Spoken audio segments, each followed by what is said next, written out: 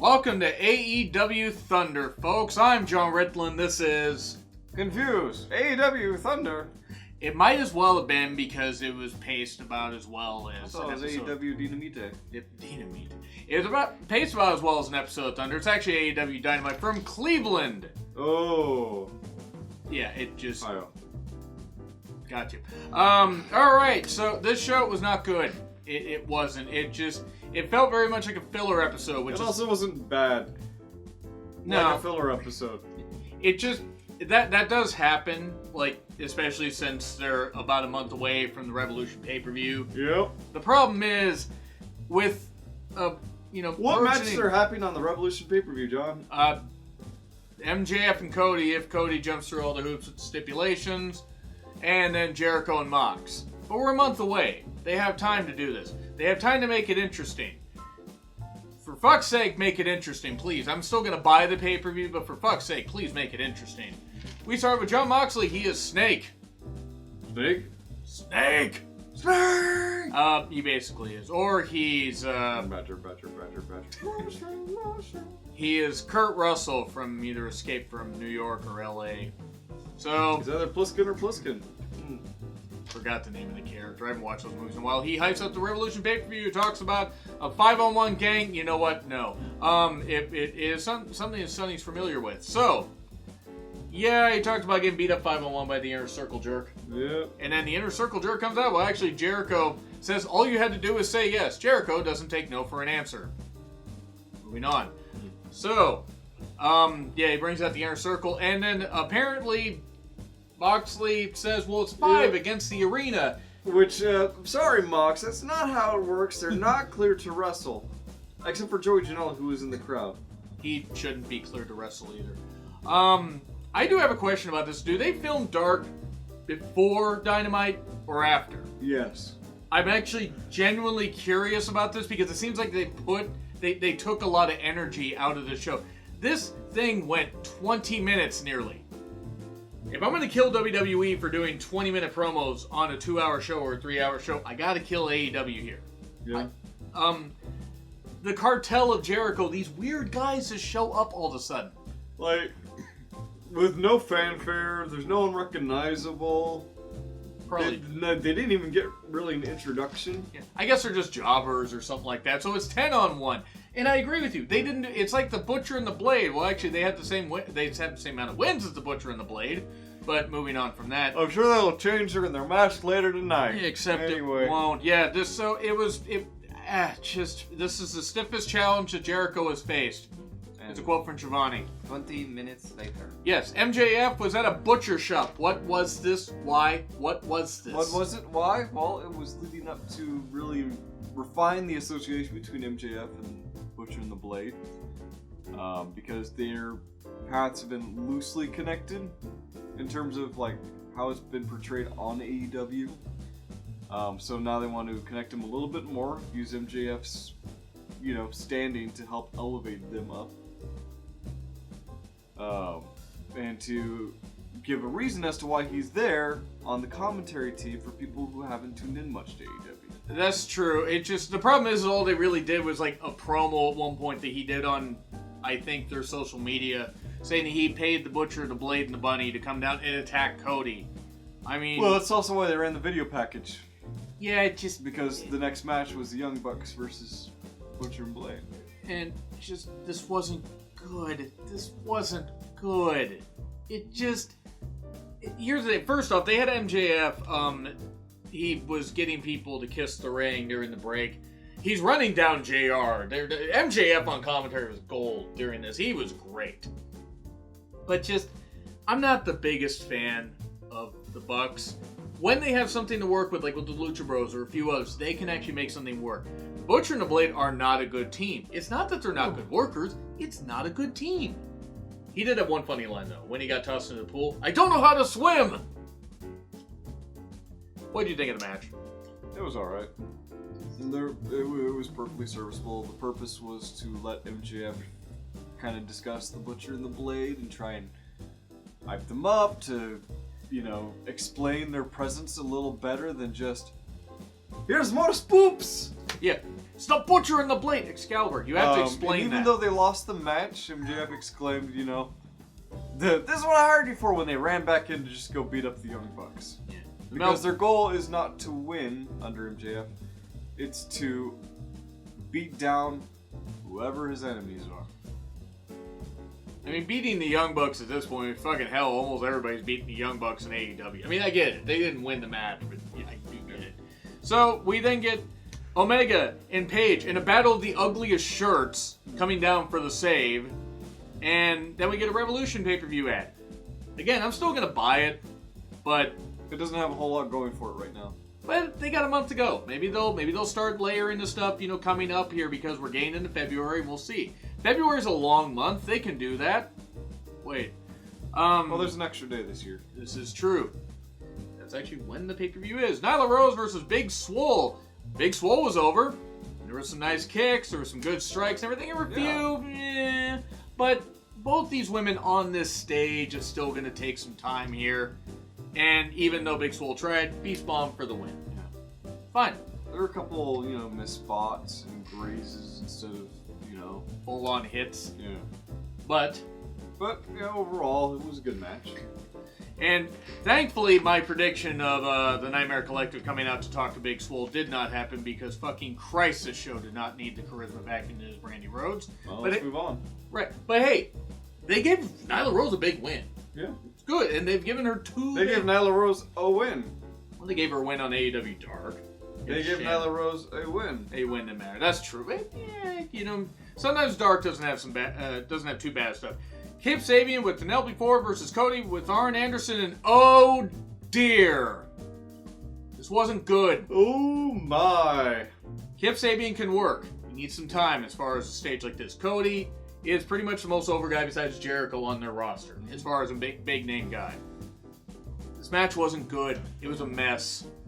Too much interference. They had too much weird stuff with Arn getting pulled into these weird spots where then he got kicked out eventually.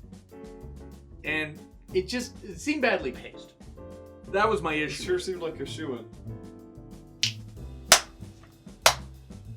Bravo. We did get this one point where Sabian and Ford go to kiss and Janela's there because this match couldn't have gotten any worse until Joey Janela appeared. They're building a feud. I get it. You just don't like Joey Janela. But what did you think of this match? It was okay. I mean, yeah, it was messy. But to be fair, this whole show was kind of messy. I got what they were trying to do. It just seemed like they could have cut out a little bit of it and they could have made it crisper. And I actually think it would have gotten Sabian over just I don't know how gene editing would save it. Well, as a side effect, the Sharks got smarter. So, I don't know. 3 Crossroads for the win. We'll see him at the Crossroads. So, we get Shivani and Britt Baker. Britt had it's like one... 3 Amigos, but for people who are lost. Britt Baker had one good line this entire promo where she knocked JR's coverage of the women's division. Fair. Collecting the big paycheck and not remembering the names. That's fair. Yep. The problem is pretty much every other line in this promo was not good. I've heard Dana Brooke deliver better promos than Britt Baker. If Britt's going to be the person that they build this division around, they're gonna need a lot of work. Turning her heel isn't the issue. No. But this isn't it. Hello, I am the bad guy. Yes, you're going to hate me because I have insulted you, Tony Schiavone. He's a crappy You have barista. smelly teeth. Gingivitis. Gingivitis. It's like diabetes. So, You or someone you know has gingivitis. it's just, again, it's like they didn't have much for this show. Yeah. We then get the Bucks, Omega, and Paige talking about who can cut a promo. Evidently none of them because Paige was too drunk.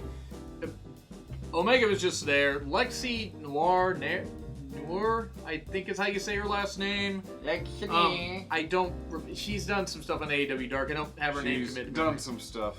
Nope. She's done some interview stuff. I don't mean like that. I did make that sound pretty bad though. Bucks really aren't good at promos. But again, Not the worst. It's just no. Again, it was like the show didn't really have anything. Yep. SCU with a nice tribute to Kobe. was good. It was good. Hybrid 2, Jack Evans and Angelico. Without the tributes to anybody. Yeah, that was a bit weird. Anyway. But versus Frankie Kazarian and Scorpio Sky. The match was fine. It was fine. It was probably the better match of the night. Probably the second best. Well, no. Jack Evans seemed to be having the most fun there until they lost. He did. Well, of course, Jack Evans lost. It's Jack Evans. Well, no, they seem to be losing every single match that they're in. I think they won like one 6-man match. SCU later for the win. And then, oh boy, the Dark Order gets here because I didn't hate everything enough. What did you think of the Dark Order thing before I go on a bit of a rant? So they're leading into whoever this exalted one is. And I hope it's something really silly, like Shane McMahon. That would be kind of hilarious. It was me, Daniels! They're just to rub it in his face. Gross. And another McMahon taking a higher power position. No, that would actually be pretty funny. Here's the thing. I don't know who the Exalted wins. It's probably gonna be Matt Hardy. It's probably gonna be Matt Hardy if he leaves. I don't know. No. The problem is though, they gotta wait like 3 months because his deal isn't up until after Mania. But I'm sure it's gonna be coming. The who it is will be popping up and say maybe a month or two. Who is it? I don't know, but it'll be Wednesday, and you know what that means. So they want to kill Luke Harper right away. Depends. Some people can elevate shitty things. I hate the Dark Order gimmick is what I'm going to leave it at. It's done. Disband the Dark Order. When it's getting better? Disband the Dark Order. That much I'll say. Hey, alright, let's move on then. As you said about this Pac promo. Oh yeah, the Poxorcist. I think he was on that staircase because I can't think of it. It looks just like it. Well, I mean, it's outside, but the way it was filmed, yeah, it looked exactly like it. Actually, no. Maybe not as steep, but, No, actually, pretty close. That was pretty good stuff. Anyway. He talked about beating people up. By the end of it, you weren't sure who he was challenging, but it seemed like he was leaning towards Kenny Omega? Maybe? The Kenny Omega? That makes sense why I don't like him. He reminds me of an Amiga system. So, Yuka Sakazaki. Did you ever play an Amiga? I did. That's a British system. No, I actually had a friend that had one.